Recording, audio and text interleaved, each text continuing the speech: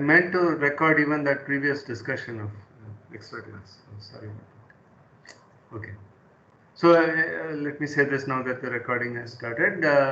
We'll have an extra class on 7th October. Isn't that 7th?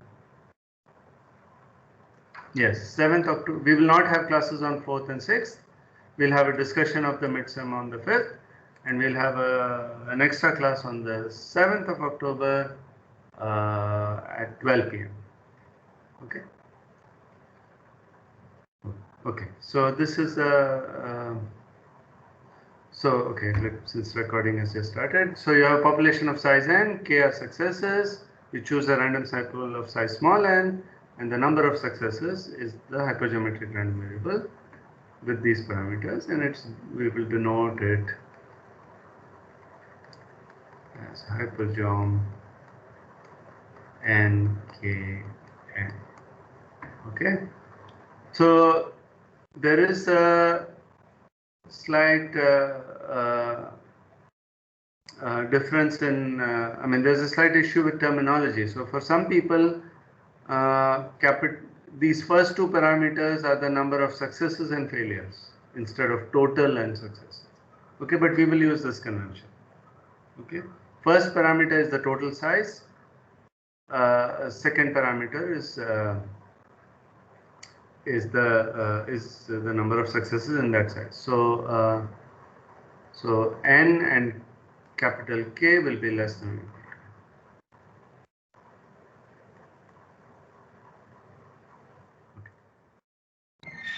So what is? Don't worry about degenerate cases. We will not. Sir, what is meant by chosen without replacement? Like we are choosing a sample directly, right? Like all the n together. Yeah, you don't take. So that's.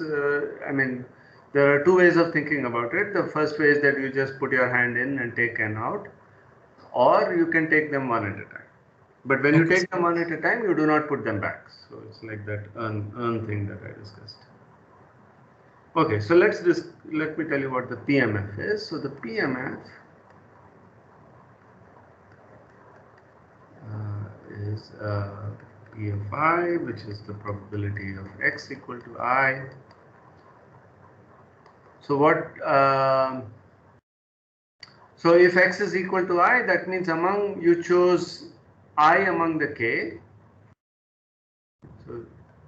So that's possible in k choose I ways. And you chose small n minus I among the capital N minus capital K. Right. So this is the numerator. This is the total number of possibilities. And what is for getting I successes?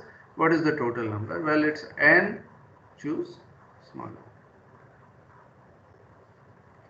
Okay. Now, what is the range of I? So, okay, let me first write the range, or let me motivate the range. So, note, since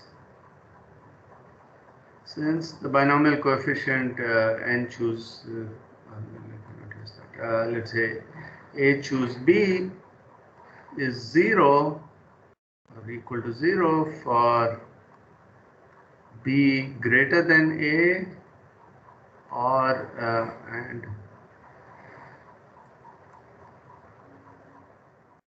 or b less than 0, we have that I, so that means I is less than or equal to k from here, and I is less than or equal to n from here. So I is less than or equal to the min of capital K and n, right? So because of these conditions, and on the other side, from here I is greater than or equal to 0, right? Of course, you are picking I things, so they have to be greater. But there is another condition, which is from here, that this number should be less than or equal to this number. So you will get that I is less than or equal to max of 0 and n plus k minus n. N plus k minus n.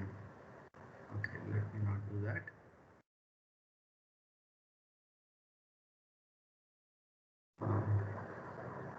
Small n plus k minus capital N. Right? Because this thing, so this is n minus I is less than or equal to n minus k. So you move things around and you get the same. I mean, think about it. If you have 4 elements of which 3 are successes and you have to pick 2, then you have to pick a success. It's not possible to have misses. Okay. So note that this is okay. So note that the binomial coefficient in general is not 0 if A is negative. Okay, so if A is negative and B is positive or non-negative, this guy is not necessary. This is not 0 actually. And this is a hint for one of the questions I asked you earlier. Okay. So why is this called the hypergeometric distribution? So let me say that. So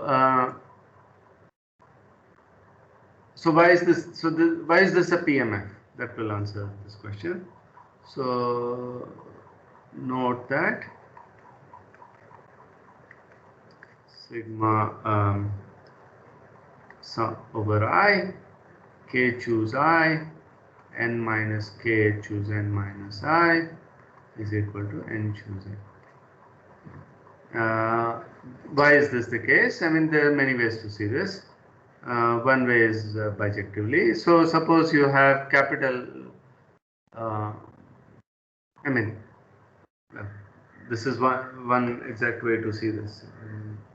So you have to pick n things of which k are successes, n minus k are failures, and you can do this for each I in so many ways, and the total number is that. So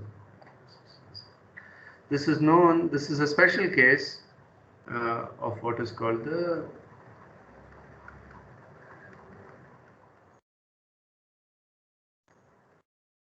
Chew-van der Monde identity. So it was discovered by an ancient Chinese mathematician called, I mean, there's always a problem with transcribing Chinese into English. So it's now CHU is one of the accepted spellings. And it was later, much later during the Renaissance period discovered proved by Van der Monde. So for a long time it used to be called the Van der Monde identity, and then people give credit to Chew. Okay. All right. Okay, so what do we do? So now let us try to determine properties of this distribution. So we will use a trick that we have seen before. So write x as x1 plus up to xn, where xi is 1 if ith element is a success and is 0 otherwise. Okay, so we write it as a sum of indicator variables, this kind of thing that we have seen before. Then what can you say about the probability of xi being 1?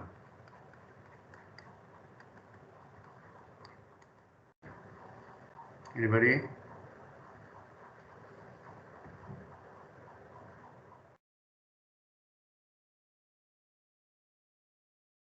So if you like, you can imagine picking one at a time. So xi is the ith pick.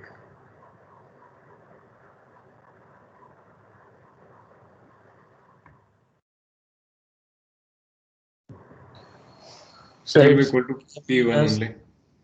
Small p1. So yes, so Anirudh says k by n. Kenil, what do you say? Sir, it's k minus I plus 1, choose 1. Choose one, that's a number. K k minus I plus 1 choose 1 is k minus I plus 1. So that will be k choose 1 n minus k choose n minus 1 upon n choose n.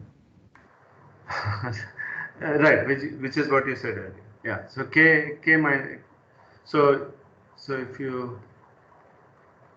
So does everybody agree with Anirudh? So it should be k by n. One way to think about this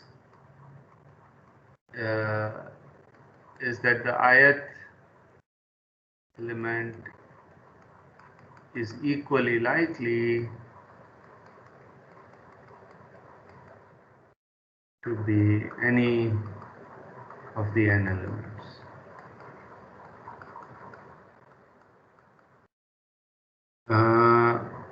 But you might be bothered by the fact that what happens if you pick one at a time. In that case, you can do a conditioning argument, and you can see. So you can also prove it by induction. So this I'll leave it as an exercise for you. So if we pick, let's say if xi is the ith pick,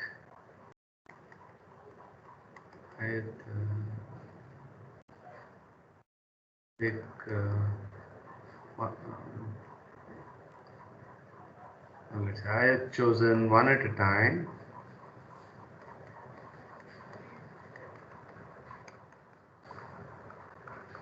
Then this can also be shown by induction. So use the conditional probability. So for example, it's obvious that x1 has probability 1 with, is equal to 1 with probability k by n. The probability of x2 depends on whether x1 is 1 or x0, and then you can do a conditioning argument and you can convince yourself, and similarly you can extend this by induction. Okay, very good. So x size, so x is a sum of indicators. Thus, so the first point is therefore expectation of x, so expectation of our hypergeometric random variable is sum I equal to 1 to n, expectation of xi, which is each of these is k by capital N, which does not depend on I. So this is n times k by capital N. Okay. So as expected, all three parameters play a role. Okay. So we have computed the expectation. Now let's try to compute the variance.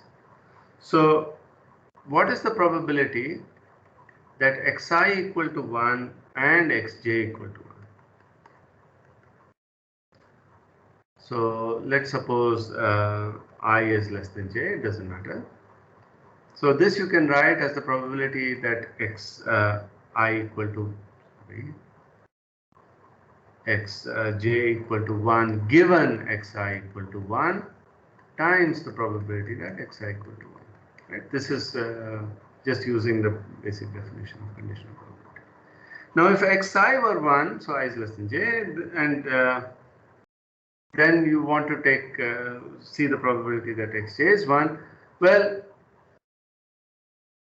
if xi is 1, then by the time you reach j, there are there is one less element which is a success. So the denominator is n minus 1, and there is so there is one less element, and there is one less element which is a success. So this is k minus 1 by n minus 1. And this guy we have already seen, and so it's k by n. Right? But this is not equal to k by n whole square. So what this says is that the xi's are not independent.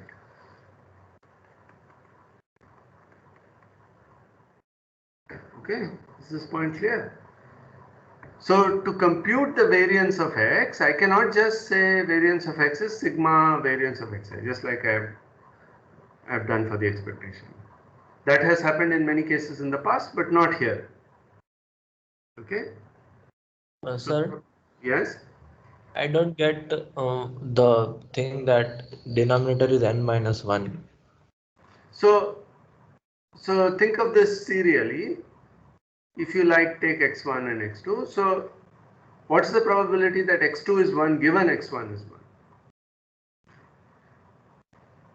I mean, so if x1 is 1, that means there is one less success among one less element. So then it's k minus 1 by n minus 1. Sir, if we consider x2, x3 and x2, Yes, this will always be the same. So if you do this induction exercise, you will see that this is always going to be this is going to be independent of I and j actually. okay.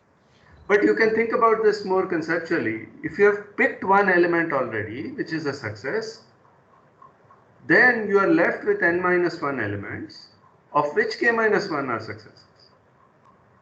So this, and each one of them is equally likely to be chosen. Okay, so this you can get directly, but if you are not convinced by that argument, do this kind of induction calculation that I asked you to do. And I encourage everyone to do this. I mean, this will show you that there is some interesting cancellations going on, which will make sure that you always get this answer for no matter what I and j I choose. Okay. All right. So now we want to. So now they are not independent. So therefore, so recall now that the variance of x is the sum. I mean, when x is written as a bunch of as a sum of random variables, x is now the sum of the variances of the xi's plus twice the sum of bunch of covariances. So now we need to calculate the covariance. Okay, but first let's compute this term. So since xi's are Bernoulli k by n, remember that xi is a 0, 1 random variable, so and the probability of xi equal to 1, success probability is k by n. So xi is exactly a Bernoulli k by n random variable. So for that we have seen the variance formula. So variance of a Bernoulli p random variable is p times 1 minus p. We have seen this several times. So p is k by n. So this is k times n minus k by n square. Okay, so that which is independent of I, that helps us. So this first sum we can do. Now we want to calculate the covariance. To calculate the covariance, I need to know what is the definition of covariance, or rather the consequence of the definition is that the covariance of xi xj is expectation of xi xj minus expectation of xi expectation of xi. So what kind of so we want to calculate expectation of xi xj. To calculate expectation of xi xj, notice that xi xj is also a Bernoulli random variable.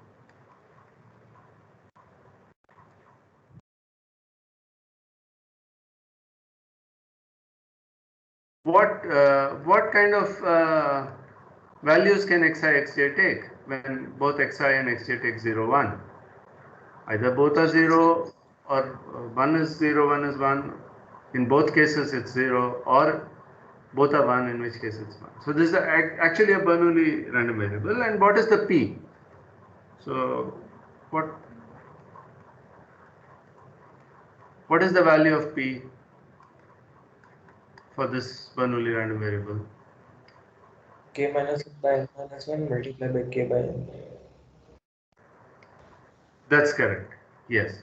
So we have to calculate the probability. I don't know who said that. Yes. So we have to calculate the probability that xi xj is 1. How can xi xj both be 1 if both are successes? And that is exactly this. Right? I mean, if xi xj is 1, this is the probability that both xi and xj are 1. And that is what we have calculated here. So this is exactly k into k minus 1 by n into n.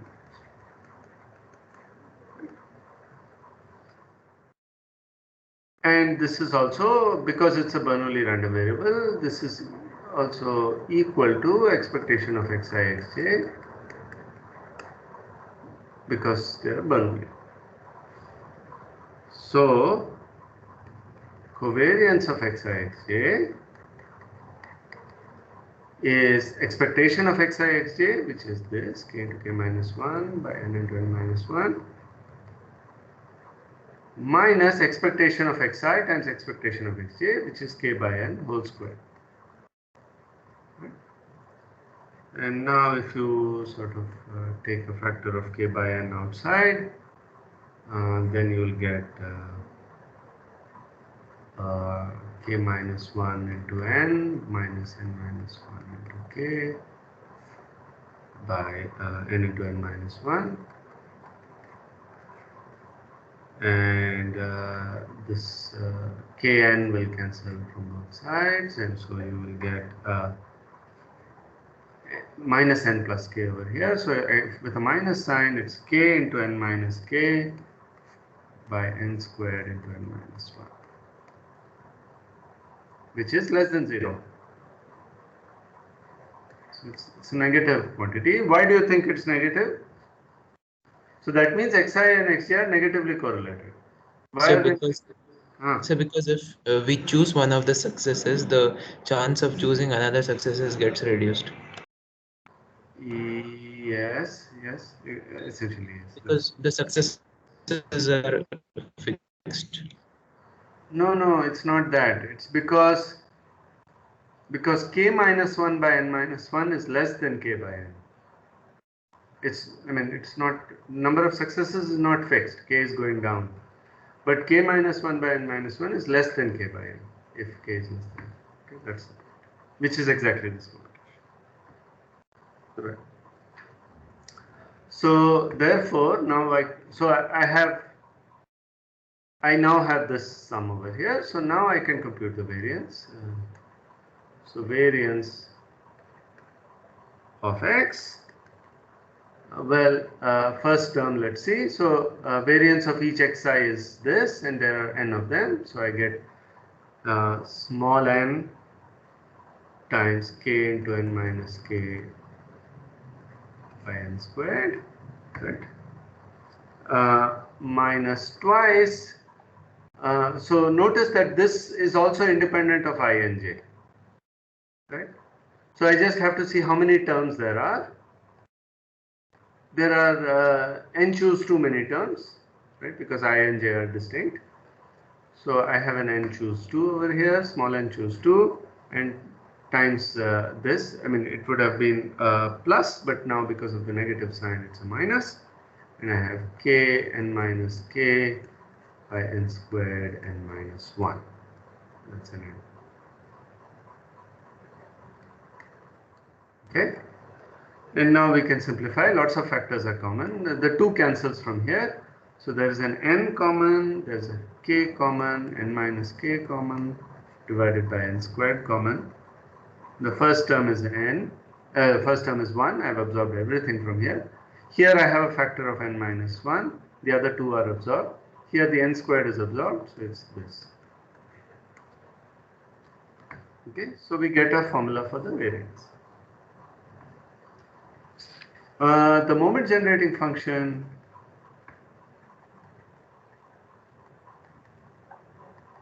is complicated. Oh, I forgot to say why it's called the hypergeometric distribution. So I should have said that while discussing this identity.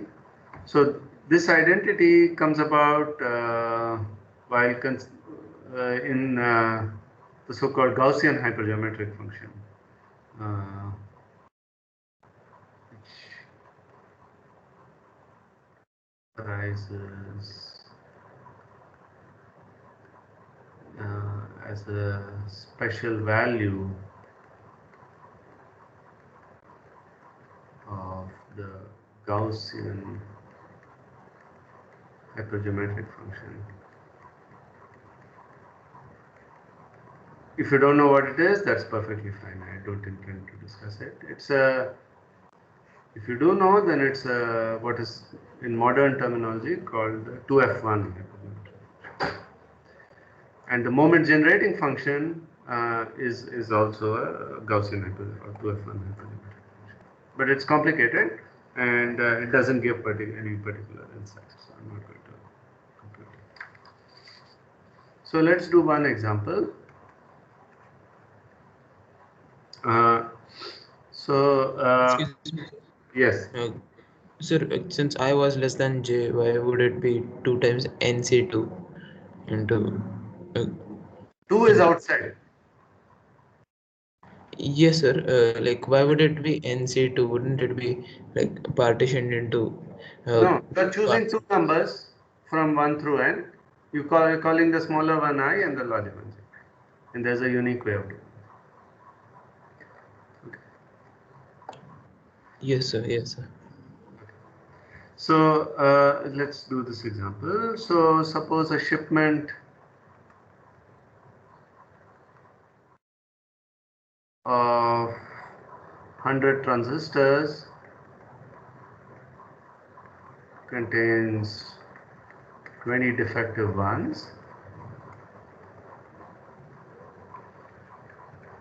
and you know, the shopkeeper will keep the shipment if at least 9 are working out of 10 randomly chosen ones. So you'll pick 10 random transistors, and if 9 of them are working, then he is happy and he'll keep it, otherwise he'll return it. Okay. So therefore, so we will think of x as a hypergeometric random variable with total 100 items, of which 20 or if you want 80 are successes, and he is going to pick 10, right? So these are our this is the way we pick our parameters, and so the probability of keeping the shipment, if the shipment is kept, is the probability that x is greater than or equal to 9, which is what? So this is 80 choose 9, 20 choose 1, plus 80 choose 10, 20 choose 0, divided by 100 choose 10. Right? Okay, so I'm not bothered to calculate, simplify this. Okay, but that will tell you something about the probability that the shipment is. Okay, oh boy, I'm running too slow. Okay, so let me simulate this for you with an example. So here is a simulation of 10,000 random variables. So Mathematica uses some other convention, so it uses exactly the opposite of us. So and this is small n, this is capital K, and this is capital N. So everybody has their own favorite convention, so there's no universal thing. Okay, so you're picking capital 10. Sorry, you're picking 10 out of 100, of which 40 are success. Okay, so let's look at the mean. So the mean, I have said, should be 10 times 40 by 100, and which is 4. And you can see the actual sample mean is 3.99, which is extremely close. And similarly, the sample variance is 2.136, and it's fairly close to the formula. So what was the formula? So let's go back. N k n minus k. So 10 times 40 times 60 by 100 squared. 1 minus 9 by 99. Okay, and that's the numerical value is this, and it's close but not super close. And let me simulate. Let me show you the PMF. So it goes from 0 to 10, and you can see that it is a fairly good agreement. Okay. It's not symmetric. Okay. So this number is slightly off from this number. You can see. Okay. All right. So that's that. So as usual, I will post this in along with the lecture notes. Okay. So now, there are many more discrete random variables, discrete families of random variables which are important in various contexts, but I think we can move on. So now we will now look at families of continuous random variables. Okay. So the first one, which I'm thoroughly bored of, and which is the example we have used again and again, is uniform AB. And just for completeness, I will write down all the parameters, but I don't think we need to discuss this too much. So the PDF now, so we are now talking about the PDF, the density function. It's constant 1 by b minus a when x is between a and b. And again, it doesn't matter what the inequalities are over here, and is 0 otherwise. Remember that a has to be less than b. And we have seen that its expectation is b plus a by 2, and we have seen that its variance is b minus a whole squared by 12. At least I've not computed it, but I've left it as an exercise. And the moment generating function is easy as well. It's integral a to b e to the tx times 1 by b minus a dx, and this is an easy enough integral to compute. So this is e to the t b minus e to the t a, e to the t b minus e to the t a by b minus a, by t times b minus a. Is that okay?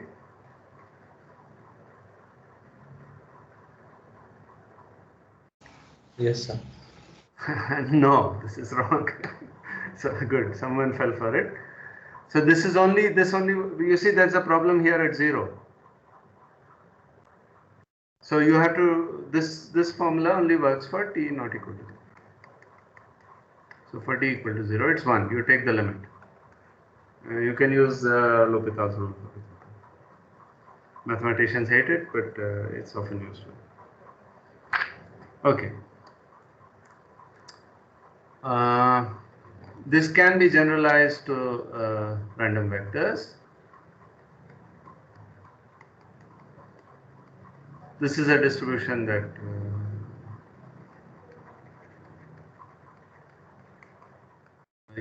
can be made sense of in any dimension and any region. So you have a region, you can say it's the random vector is uniform over that region, and it just means, so let me just say that. So set a new page. So if so example, if xy is uniformly distributed over a region R,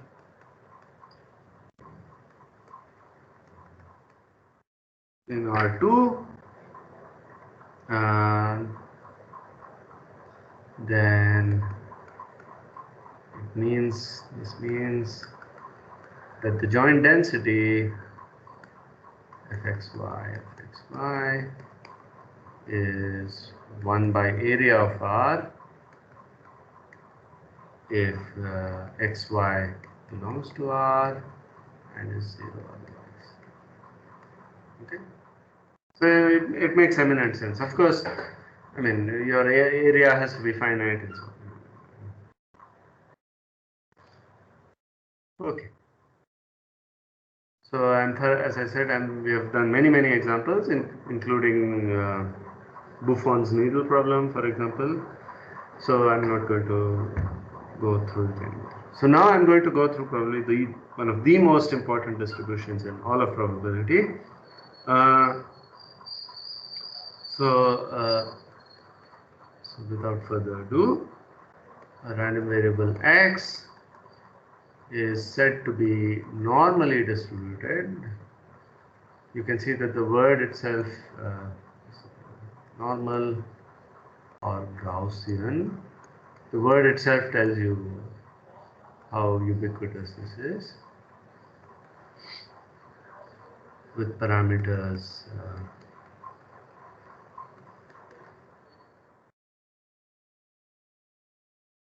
mu and sigma squared.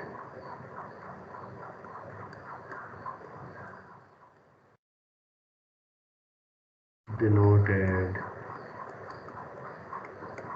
n mu sigma squared. This is our notation for it. It's fairly standard notation. If its density or PDF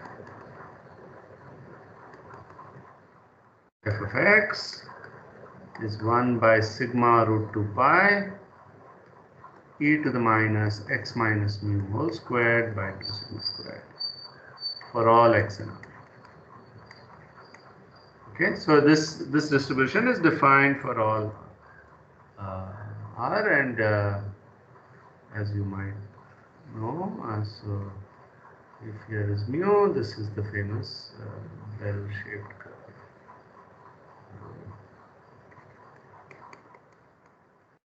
I mean, there's no real way to draw it properly, I mean, to scale in some sense, because this dies down way too fast. This dies down doubly exponentially away from mu. Right? So, I mean, if you want, if I were to draw it properly, it will go like zoom to 0. Like that. So it's yeah. So it's a very important distribution. So it was first introduced by Abraham de Moivre. So in the 1730s, and it's very important. So because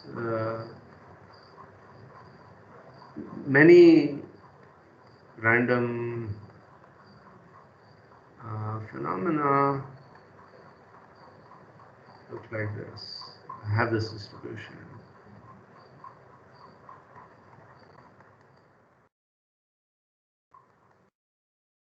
So it's an example of a universal object. It occurs in so many different settings. So for example,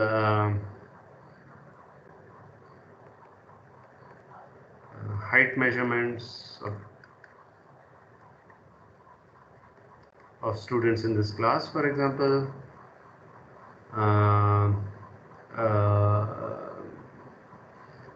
errors in experiments,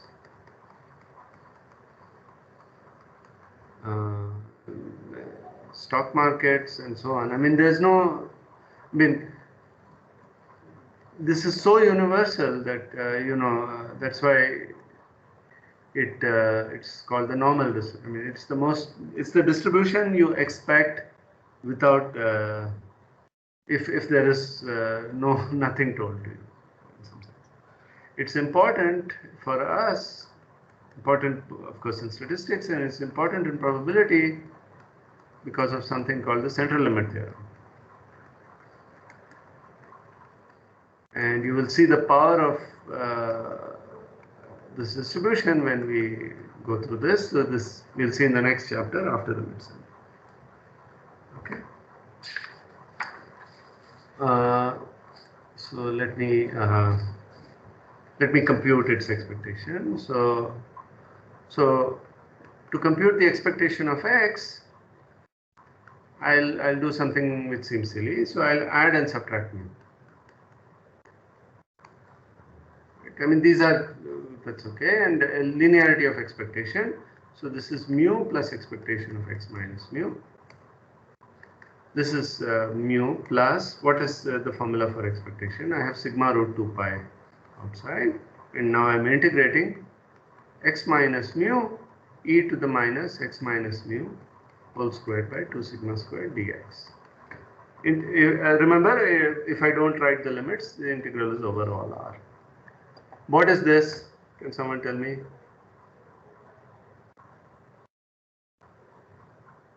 1. 1? No. No. There's a reason for that trick.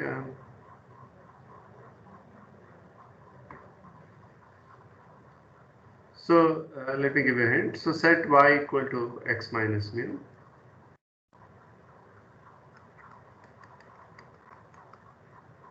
So dy is dx and the ranges are the same. So this is mu plus 1 by sigma root 2 pi integral y e to the minus y squared by 2 sigma squared dx.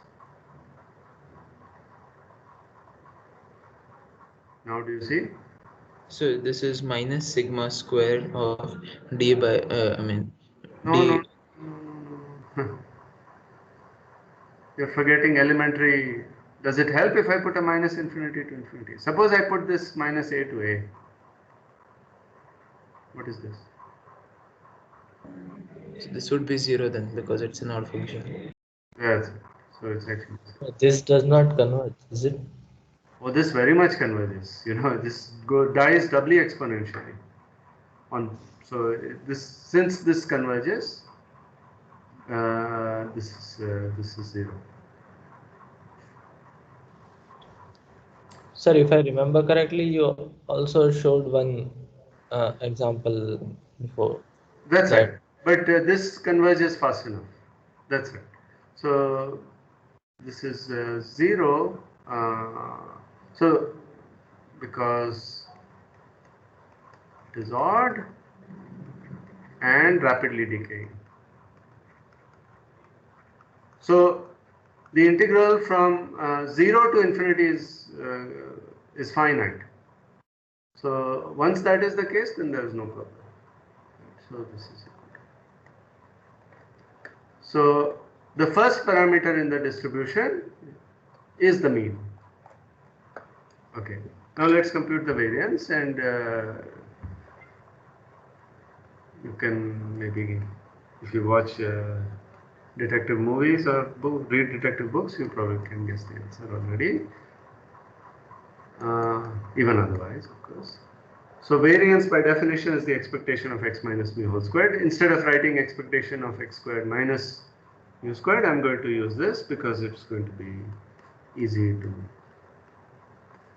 understand what's going on. So x minus mu squared e to the minus, so times the density. Right.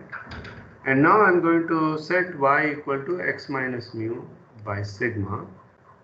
So dy is dx by sigma. So dx by sigma is over here. So I'll not write the sigma over here. I have the square root of 2 pi. I'll put something else over here in a second. X minus mu is y sigma. So I'll get a y squared here, and the sigma squared I write outside. And dx by sigma I have already observed. So this is now e to the minus y squared. And x minus mu by sigma whole squared is y squared by 2 dy. Okay.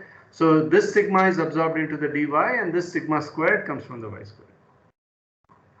Okay, and I'm going to do integration by parts. So let me do that quickly. So I'll write this as y times y. And now I'll write this as u and this as dv.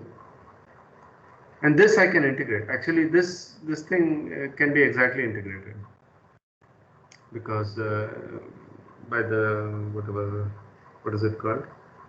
The substitution rule. So integral dv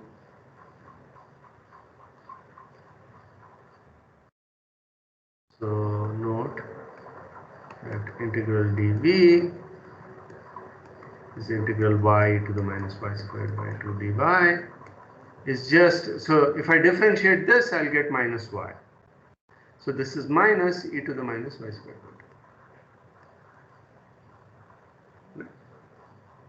So that's why we can use this. And now using integration by parts, variance of x is what?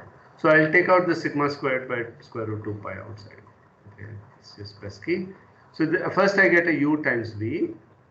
So y times e to the minus y squared by 2 from minus infinity to infinity minus of v du.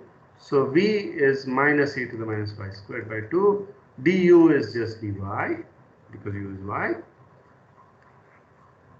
And so this is just to confirm, I'll write the limits.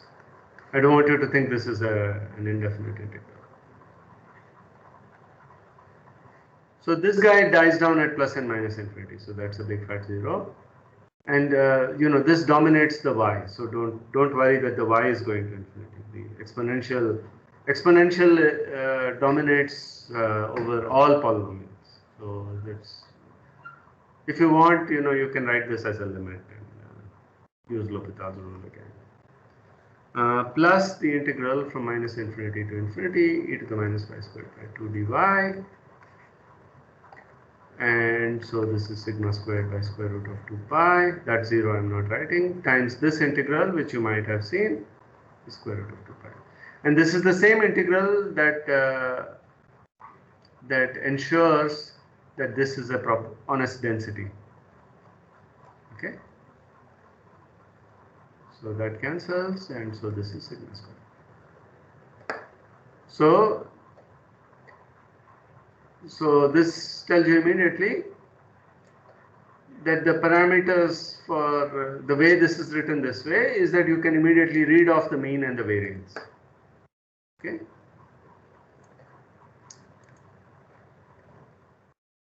So that's this computation. Okay, so the variance is indeed sigma squared. Okay, and let me quickly, I'll not do the full computation of the moment generating function. So I will start it off. So I'll have to integrate again minus infinity to infinity e to the tx times e to the minus x minus mu whole squared by 2 sigma squared dx. Now because both of these are in the exponent, there is a standard trick called completing the square, which you must have seen before, and I will not do it. I think all of you should do it because many problems will use that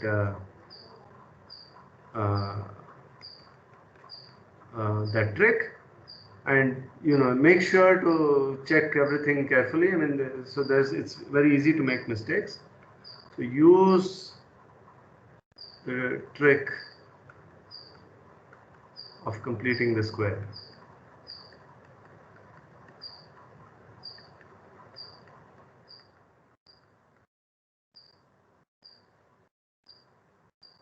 Maybe I know.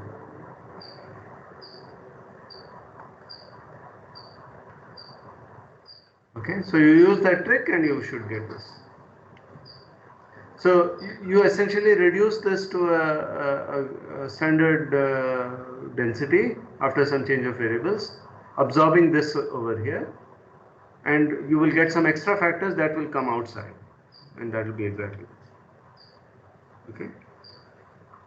Another thing I want to say is that your book writes the density as 1 by square root of 2 pi times sigma. I don't like to write that because you might by mistake write sigma inside the square root.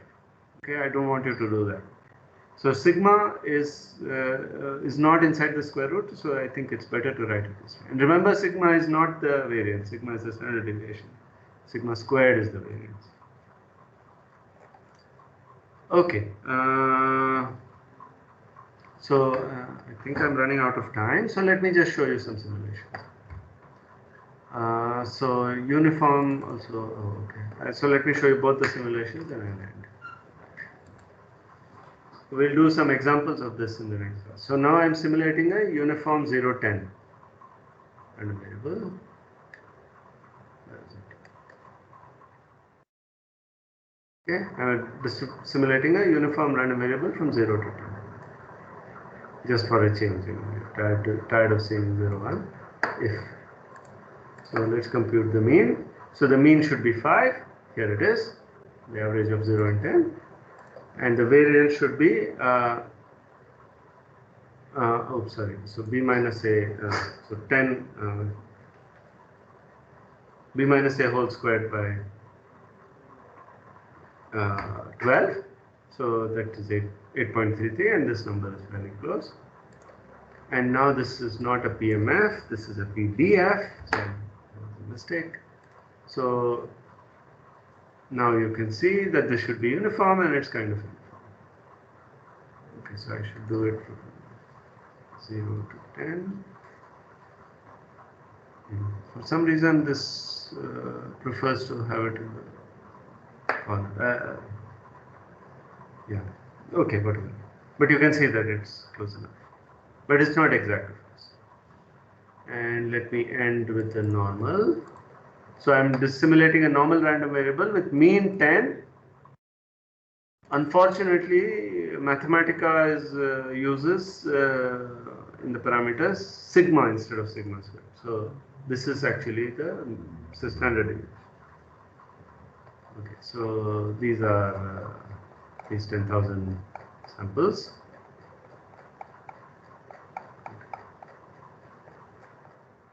And now let's compute the mean. So mean should be close to 10, and here it is. The variance should be close to 4. Variance should be close to 4, not 2, and it is indeed. And here is the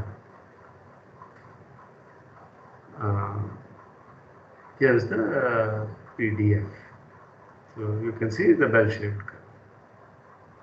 Okay, variance is 4, so you should expect a spread somewhere halfway of around 4, and that's roughly the case. So it goes from -8 to 8, roughly. Okay. Okay. Sorry for stretching this. Any questions? Okay. So see you on Friday.